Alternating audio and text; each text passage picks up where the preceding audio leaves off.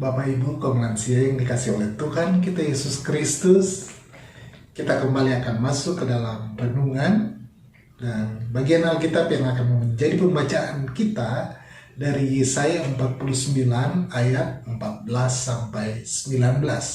Sebelum kita baca dan merenungkannya, mari terlebih dahulu kita memohon pertolongan Tuhan, kita berdoa.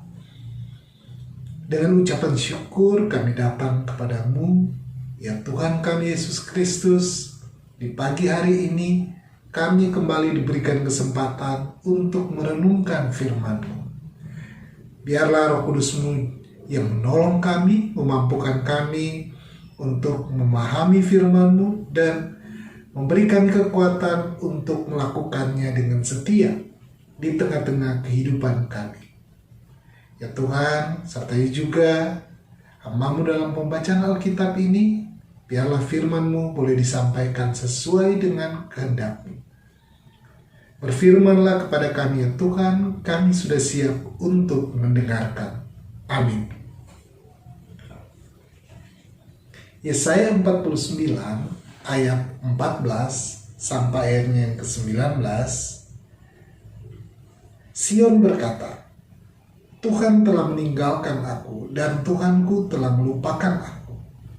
Dapatkah seorang perempuan melupakan bayinya sehingga ia tidak menyayangi anak dari kandungannya?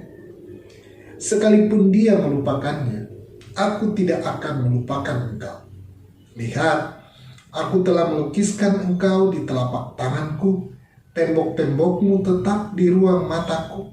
Orang-orang yang membangun engkau datang bersegera, tetapi orang-orang yang merombak dan merusak engkau meninggalkan engkau. Angkatlah mukamu dan lihatlah ke sekeliling. Mereka semua berhimpun datang kepadamu. Demi aku yang hidup, demikianlah firman Tuhan. Sungguh mereka semua akan kau pakai sebagai perhiasan, dan mereka akan kau lilitkan seperti yang dilakukan pengantin perempuan. Sebab tempat-tempatmu yang tandus dan sunyi, sepi, dan negerimu yang dirombak, sungguh sekarang terlalu sempit untuk sekian banyak pendudukmu, dan orang-orang yang mau menelan engkau akan menjauh. Demikianlah firman Tuhan. Yang berbahagia ialah kita yang memelihara firman Tuhan di dalam kehidupan kita setiap hari. Haleluya. Bapak Ibu, Oma Opa yang dikasih oleh Tuhan kita Yesus Kristus, pada dasarnya manusia adalah makhluk sosial. Karena itu dalam sebuah komunitas merupakan kebutuhan setiap manusia. Menjadi bagian dari komunitas, manusia bisa merasakan kehadiran orang lain sekaligus kehadirannya sendiri. Di dalam komunitas inilah manusia bisa merasakan hidup saling berbagi, ditolong dan menolong, diperhatikan dan memperhatikan, dihibur dan menghibur, serta dikasihi dan mengasihi.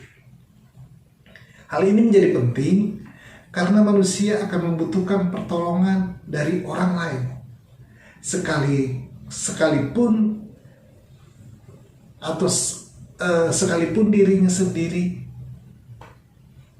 merasa bahwa aku mampu, tapi sebenarnya setiap manusia merasa bahwa mereka akan membutuhkan orang lain dan akan dibutuhkan oleh orang lain. Oleh karena itu ketakutan terbesar dari seorang lansia adalah hidup kesepian dan kesendirian. Hidup sendiri membuat manusia kesepian dan merana.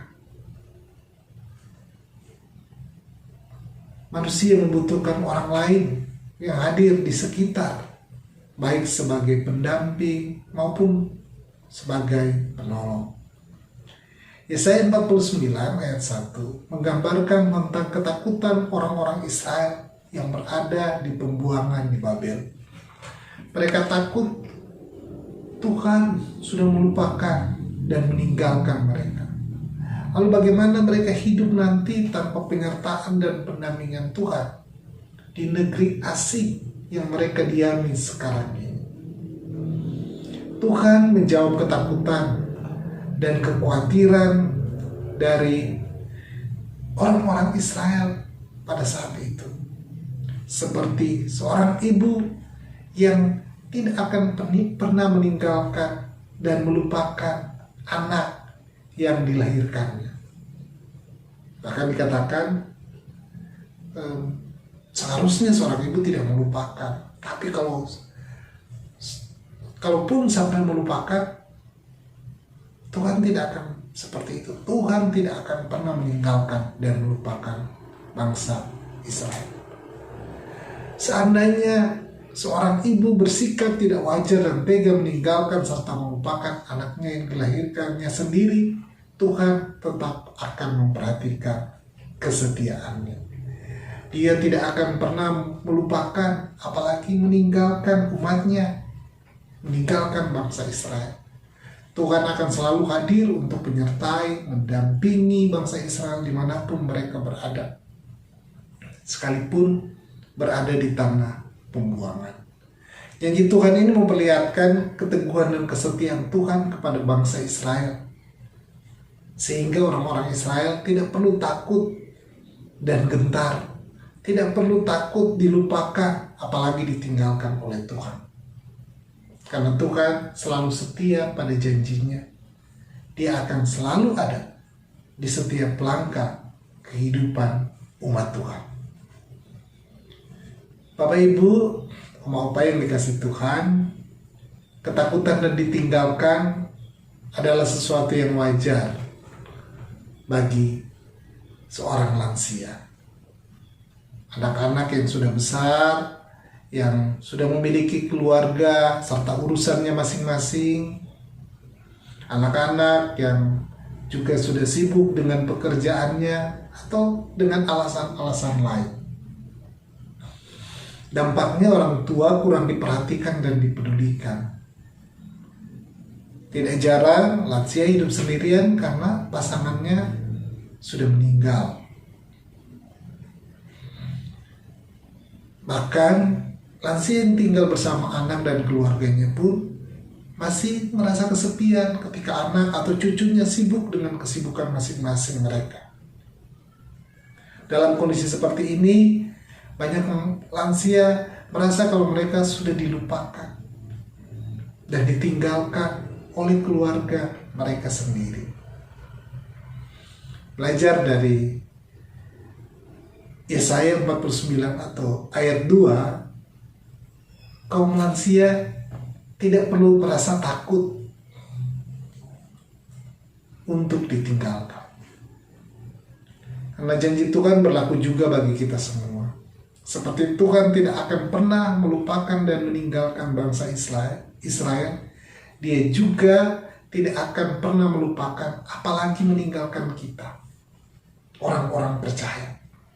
Tuhan akan selalu ada di dalam setiap langkah kehidupan kita. Tuhan inilah yang akan menjadi pendamping, penghibur, dan penolong kita dalam menjalani kehidupan yang Tuhan percayakan bagi kita. Bapak Ibu, Oma Opa, ada pertanyaan pendalaman bagi kita. Yang pertama, pernahkah di saat kita merasa dilupakan dan ditinggalkan, justru kita merasa Tuhan hadir dan menguatkan serta menghiburkan kita? Yang kedua, ungkapkan perasaan apa saja yang dirasakan ketika kita sedang berkumpul melakukan ibadah kaum lansia.